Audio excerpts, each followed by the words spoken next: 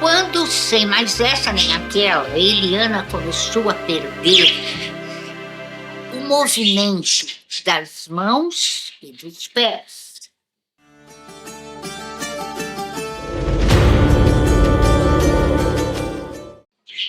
Aí ela foi diagnosticada tendo uma síndrome neurológica funcional agressiva.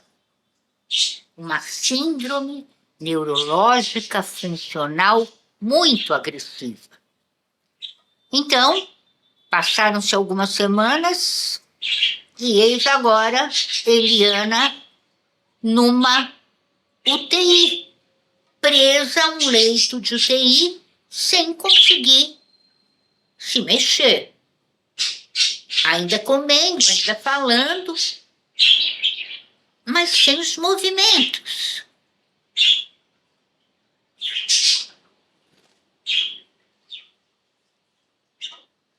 Era uma prisão horrível.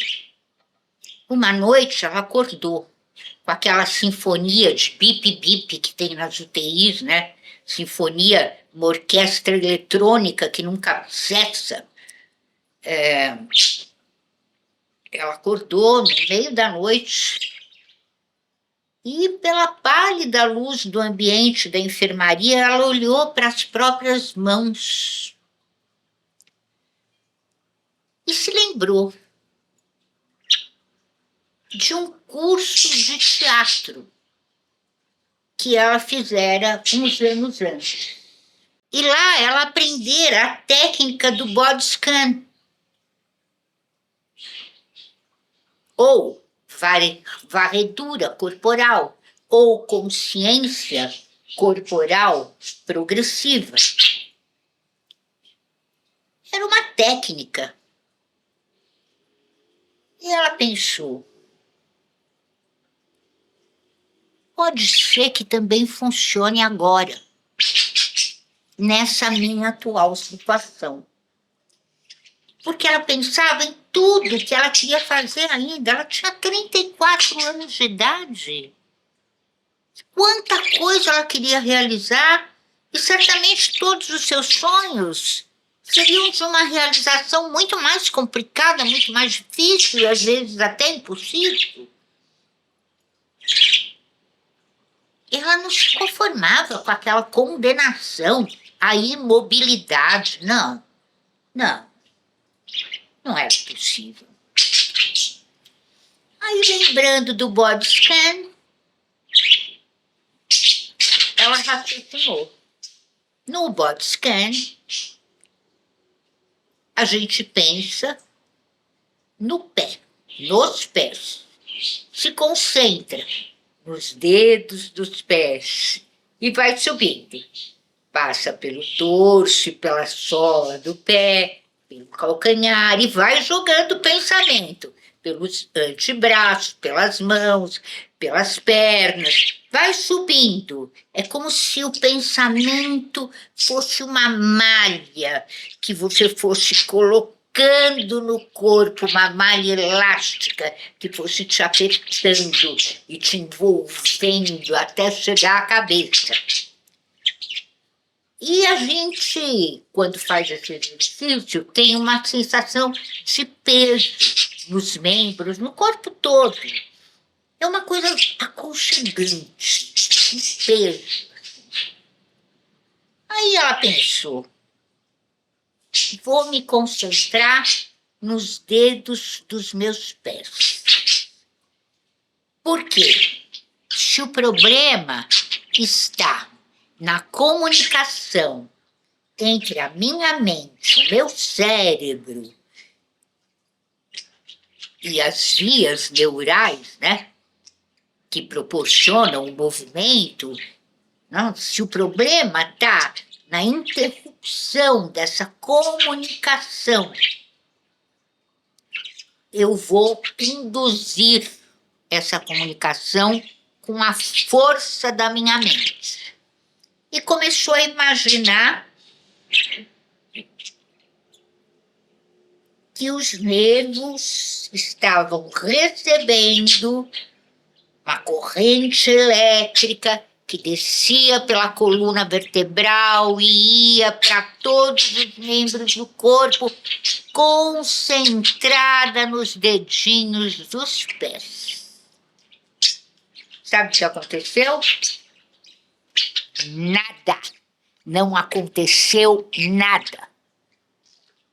Ah, mas a Eliana não é mulher de desistir, não. E ela continuou. A noite toda ela se concentrou nisso, em refazer a comunicação do cérebro com os membros, com os movimentos, com os músculos que, né, impulsionam os movimentos. E foi se concentrando. Começou a transpirar, tamanho o esforço mental que ela fazia. Aí, de repente, ao amanhecer, os dedinhos dos pés se moveram brevemente.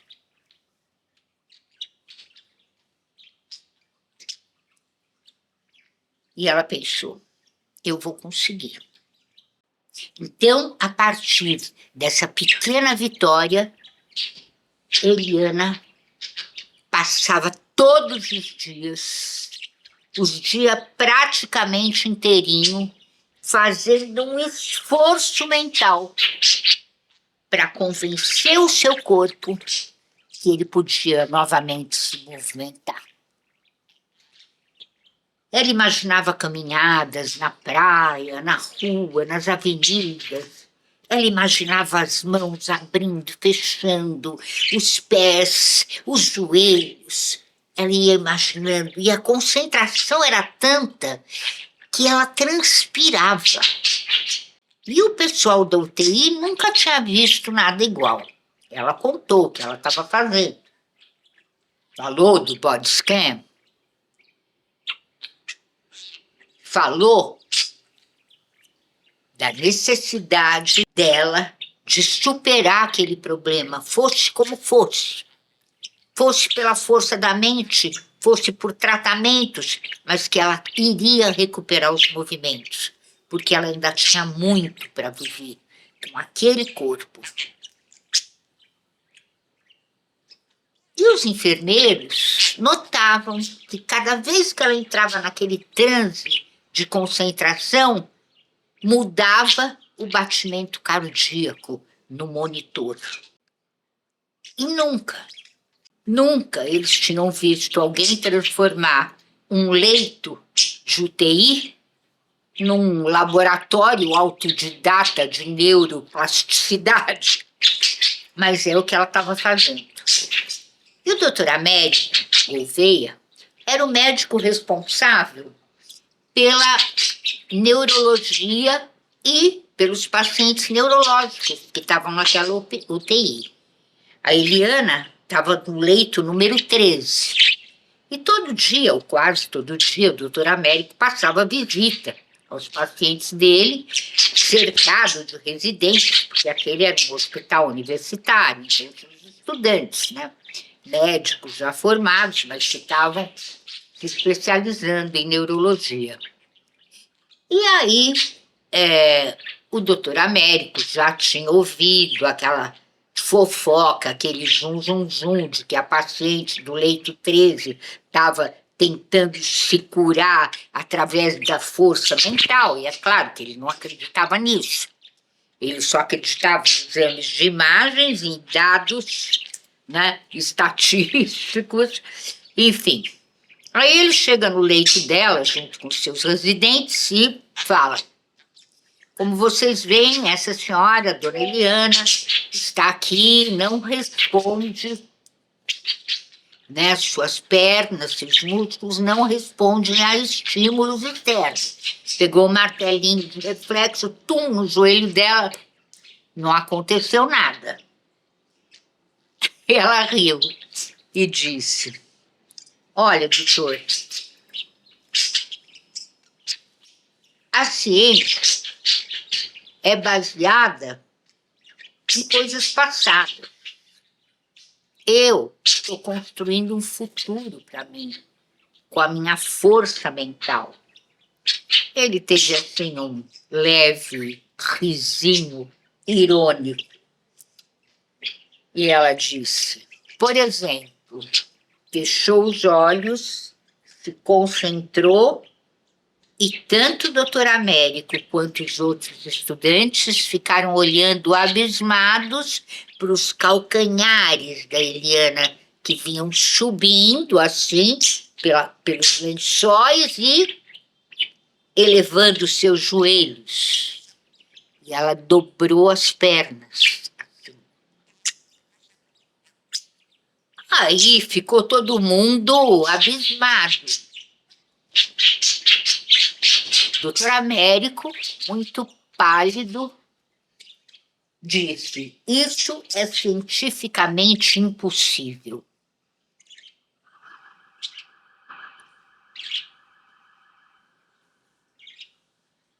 E a Eliana passou a ser o grande assunto daquele hospital. Porque dia após dia ela ia, através da força, da concentração, da imaginação, imaginando a energia fluindo dentro do corpo, se dirigindo para os músculos, para todo lugar, pelas artérias, pelos nervos, por tudo. Ela ia melhorando. Conseguia mexer os dedos da mão, depois conseguiu mexer os braços, o pescoço girava sossegadamente. E algumas semanas depois, quando Eliana teve alta, ela saiu pelos corredores do hospital em cadeira de rodas, como é praxe. Mas quando chegou lá no estacionamento, o elevador abriu e um carro de aplicativo esperava por ela, ela simplesmente se levantou e foi caminhando, muito normalmente, até o carro que a levaria para casa. No hospital, todos sabiam que Eliana não tinha família, tanto que naquelas semanas, quase 2 meses, que ela passara na UTI, pouquíssimas visitas, pouquíssimos colegas, amigos, porque a Eliana perdera toda a sua família alguns anos antes, com a Covid-19. Ela estava estudando no exterior, mas a família dela não acreditava na Covid e não seguiu as regras do isolamento social. O resultado é que todos se contaminaram. E foi uma coisa muito, muito difícil, muito triste, porque ela perdeu todo mundo. Quando ela voltou para o país, estavam todos mortos, enterrados já, né? Porque nem velório tinha, nem caixão se abria por causa da contaminação. Então, ela nunca mais, ela foi estudar no exterior e quando voltou, ela não tinha mais pai, mãe, irmão, cunhada, cunhado, irmã, sobrinhos, nada. Todos estavam mortos, avós. Foi uma coisa muito difícil perder a família inteira. Então, era esse fato que o doutor Américo usava para explicar a recuperação da Eliana. Que ele dizia que tinha sido apenas a remissão de uma doença, que não era nem doença, né? Sintomas psicossomáticos, psicológicos, como resultado do trauma de ter perdido a família inteira. Mas que trauma engraçado esse, né? Que só se manifestou alguns anos depois, não é? E a Eliana ria, porque a Eliana sabia que os milagres acontecem sim, e acontecem pela força do pensamento. O que nunca foi segredo para bruxas como ela própria. Este é o seu programa As Bruxas. Todas as terças, às 8 da noite, aqui, na sua TV Paradise, na nossa Janela da Paulista. E eu sou Isabel Fonte Vasconcelos Caetano. Sou escritora, graças a Deus.